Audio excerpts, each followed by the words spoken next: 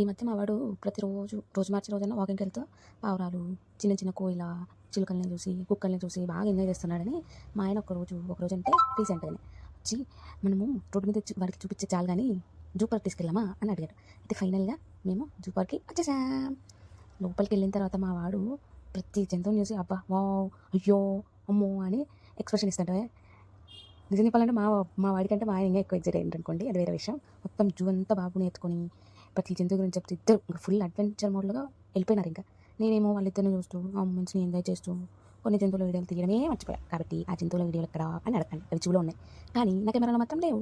ఇంకో ఫన్నీ విషయం ఏంటంటే వాటర్ సౌండ్ వినిపించగానే వాటర్ ఫాల్స్ అని ఎక్సైట్ అయినా. దగ్గరికి వెళ్ళి చూస్తే అది వాటర్ ఫాల్స్ కాదు, మరి ఏంటో చెప్పిన పెద్ద కాలువ. సేమ్ పెద్ద కాలువ లెక్కనే ఉంది. మా అమ్మ రియాక్షన్ అయితే ఇంకా వేరే లెవెల్. ప్రతి జంతువు దగ్గర వెళ్ళి ఆగి చూస్తుంటే మా అమ్మ అయ్యో అవి కూడా బోర్ కొట్టి మనల్ని చూసి మొహం తిప్పుకొని పడుకున్నాయేమో అనేసింది. అలా ఒక్కొక్క జంతువుని పెడితే దానికి కూడా బోర్ కొడుతుంది కదా. ఒకటి రెండు రెండు కానీ మూడు కానీ నాలుగు కానీ పెడితే అవి మంచిగా ఆడుకుంటాయి. ఆడుకొని మంచిగా ఎంజాయ్ చేస్తూ అందరిని చూస్తాయి వచ్చిన వాళ్ళని. ఒకటి ఉంటే మొహం తిప్పుకొని అటు సైడే తిరిగి కూర్చుంటాయి. మన సైడ్ ఎందుకు తిరుగుతాయి? వాటికి ఫీలింగ్స్ ఉండగా అవి పాపం కదా. ఇంకోటి ఏంటో చెప్పిన అసలు విషయం, ఈ ట్రిప్కి మొత్తం అంటే ఇది ట్రిప్ కాదనుకోండి, ఈ జూ పార్క్ మినీ ట్రిప్కి మొత్తం స్పాన్సర్ అవ్వాలంటే మా బూస్టర్ బాబు డిబ్బీ సేవింగ్సే.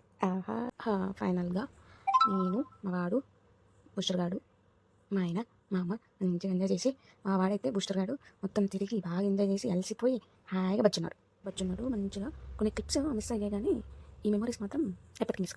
వాయిస్ ఓవర్తో భయపడకండి. Bye bye. ఇంకో వీడియో వస్తుంది చూసండి.